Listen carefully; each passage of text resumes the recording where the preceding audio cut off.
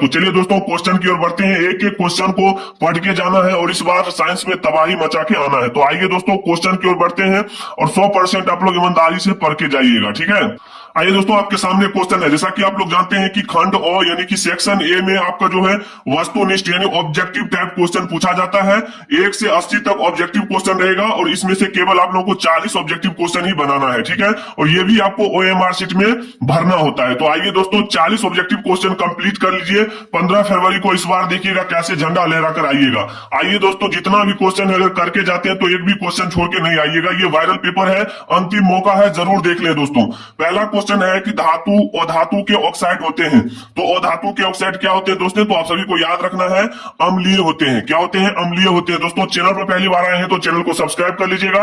आने वाले सभी सब्जेक्ट का वायरल पेपर आप लोगों के पास पहुंचता रहेगा। तो अधातु के ऑक्साइड होते हैं, कैसे होते हैं? अम्लीय होते हैं, याद रखिएगा, ठीक है। Option number B. चलिए दोस्तों आगे बढ़ेंगे क्वेश्चन नंबर 2 की ओर। क्वेश्चन नंबर 2 है दोस्तों कार्बन है। कार्बन है दोस्तों, आप सभी को पता होता है कि कार्बन जो है हमारा अधातु होता है। क्या होता है? अधातु होता है। ऑप्शन नंबर बी याद करके जाइएगा, ठीक है। आइए अगला क्वेश्चन देखिएगा। क्वेश्चन नंबर 3 है आपके सामने। बोला गया है कि निम्न में से कौन सा असंतृप्त हाइड्रोकार्बन है? कौन सा असंतृप्त हाइड्रोकार्बन है? तो आप सभी को पता होना चाहिए ये होता है C2H4। C2H4 याद करके जाइएगा दोस्तों। 15 फरवरी को यही रात अंतिम और यही रात भारी, जो देख के जाएगा बोर्ड एग्जाम में साइंस के पेपर को झंडा लहरा के आएगा, ठीक है। चलिए तो अगला क्वेश्चन देखिएगा। क्वेश्चन नंबर 4 है आपके सामने कि एरोमेटिक हाइड्रोकार्बन है। एरोमेटिक हाइड्रोकार्बन क्या होता है दोस्तों? तो आप सभी को पता होना चाहिए ये होता है C6H6 होता है। क्या होता है? C6H6। ऑप्शन नंबर सी याद करके जाइएगा। आगे क्वेश्चन नंबर 5 में दिया गया है कि निम्नलिखित में कौन अक्रिय गैस है? निम्नलिखित में कौन अक्रिय गैस है? तो आप सभी को पता होना चाहिए हीलियम जो होता है दोस्तों अक्रिय गैस होता है। ऑप्शन बी याद रखिएगा, ठीक है। चलिए दोस्तों अगला क्वेश्चन है आपके सामने कि निम्नलिखित में कौन उपधातु है? अगर आपको किसी भी क्वेश्चन का आंसर पता हो तो कमेंट बॉक्स में जरूर डाल के जाइएगा। निम्नांकित में कौन अधातु है? तो निम्नांकित में कौन अधातु होता है? तो आप सभी को पता है एसबी। और एसबी का जो है रासायनिक नाम क्या होता है?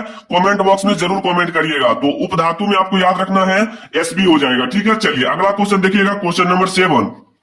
क्वेश्चन नंबर 7 बोला गया है कि पौधों में शोषण होता है। पौधों में शोषण होता है दोस्तों किसके द्वारा?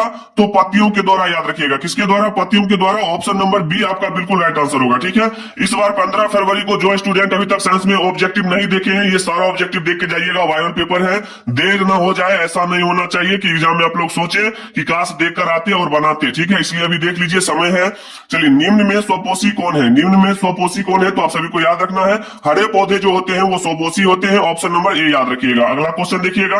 बोला है कि किस जीव में हीमोग्लोबिन नहीं होता है? तो आप सभी को याद रखना है मक्खी में जो है हीमोग्लोबिन नहीं होता है। ऑप्शन नंबर ये बी याद रखिएगा। आगे क्वेश्चन नंबर 10 में बोला गया है कि हीमोग्लोबिन की कमी से कौन सा रोग होता है दोस्तों? तो आप सभी को पता होना चाहिए कि हीमोग्लोबिन की कमी से एनीमिया रोग होता है। ऑप्शन नंबर सी याद करके जाइएगा, ठीक है।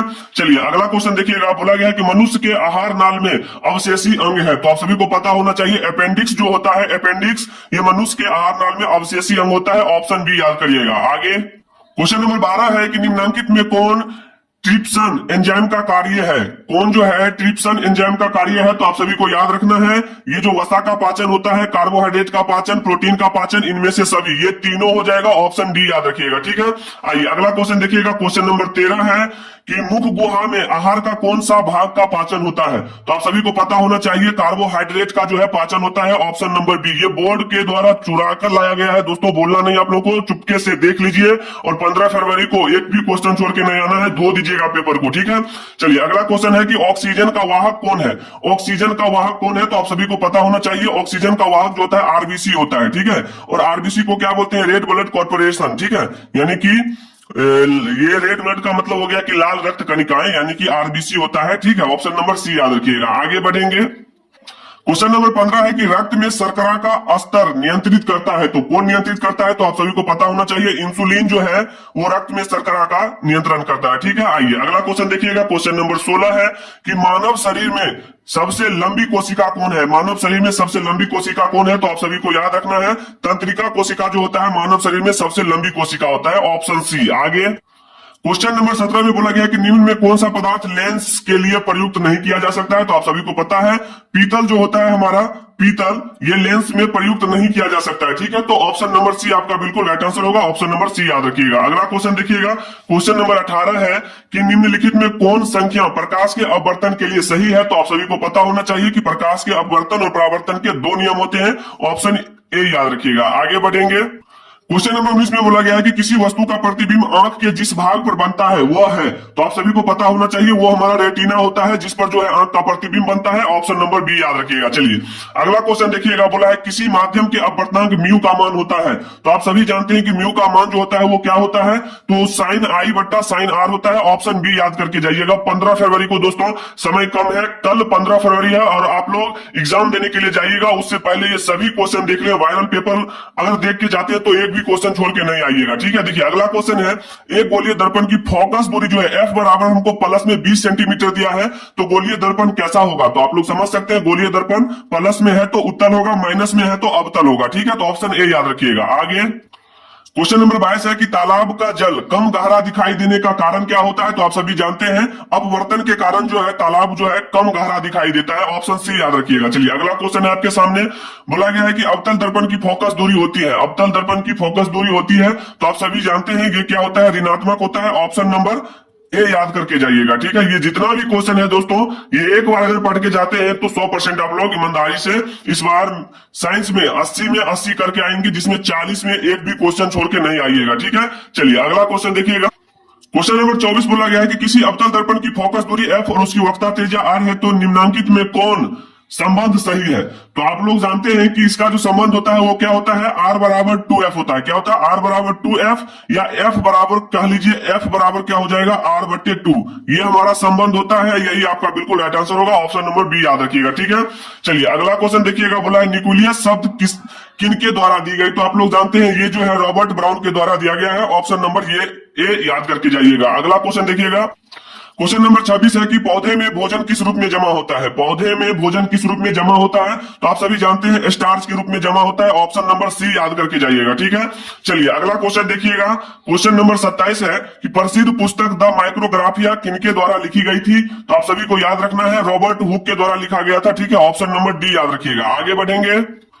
क्वेश्चन नंबर 28 में बोला गया है कि पौधों और पशुओं की कोशिकाओं का वैज्ञानिक अध्ययन क्या कहलाता है। तो आप लोग जानते हैं ये कहलाता है कोशिका विज्ञान। क्या कहलाता है, कोशिका विज्ञान, ऑप्शन नंबर बी आपका बिल्कुल राइट आंसर होगा। देखिए अगला क्वेश्चन देखिएगा, क्वेश्चन नंबर 29 बोला गया कि मानव हृदय घिरा हुआ है, मानव हृदय घिरा हुआ है किसमें, पेरिकार्डियम से। किससे, पेरिकार्डियम से, ऑप्शन नंबर ए याद रखिएगा। चलिए आगे बढ़ते हैं, क्वेश्चन नंबर 30 है आपके सामने कि बीजांड की और पराग नलिका की वृद्धि का कारण क्या होता है। दोस्तों तो आप लोग जानते हैं ये होता है केमोट्रोपिज्म। क्या होता है, chemotropism, chemotropism, option number B याद रखिएगा। ठीक है, चलिए अगला क्वेश्चन देखिएगा, क्वेश्चन नंबर 31 है आपके सामने, बोला गया मनुष्य में श्वेत रक्त कोशिकाओं की जीवन अवधि कितनी होती है। तो आप सभी को पता होना चाहिए 12 से 120 दिन होता है, 12 से 120 दिन, ऑप्शन नंबर ए याद रखिएगा। ठीक है, चलिए अगला क्वेश्चन देखिएगा, क्वेश्चन नंबर 32 है आपके सामने, बोला गया है कि पित्त रस कहां से स्रावित होता है। तो आप लोग जानते हैं ये यकृत से स्रावित होता है, ऑप्शन ए टिक करके आइएगा। आगे बढ़ेंगे, क्वेश्चन नंबर 33 है कि एक घोल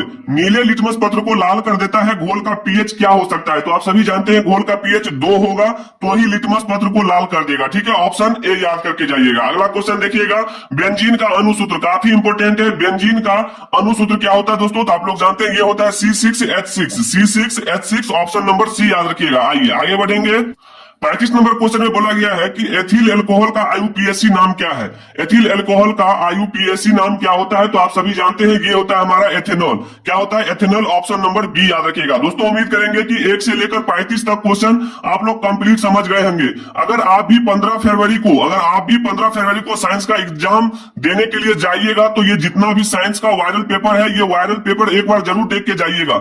जितना भी क्वेश्चन बताए 100% ये लड़ेगा इस बार, और इस बार आप लोग साइंस में 95 जरूर करके आइएगा। जो स्टूडेंट कमजोर हैं, अभी तक साइंस में एक भी ऑब्जेक्टिव क्वेश्चन नहीं देखे हैं तो सारा ऑब्जेक्टिव देख लीजिए, सोए बैठे बैठे घूमते घूमते, लेकिन देखकर ही जाइएगा। उम्मीद करेंगे आप लोग देख लिए होंगे, और इस बार जो है 15 फरवरी को झंडा लहरा के आना है साइंस के पेपर में। ठीक है दोस्तों, तो इसका जो भी शेष क्वेश्चन बच गया है अगले वीडियो में दे देंगे। चैनल पर पहली बार आए तो चैनल को सब्सक्राइब कर ले, ताकि आने वाले सभी सब्जेक्ट का वायरल पेपर आप लोगों के पास पहुंचता रहे। मिलेंगे दोस्तों अगले वीडियो में, तब तक के लिए जय हिंद, जय भारत, वंदे मातरम।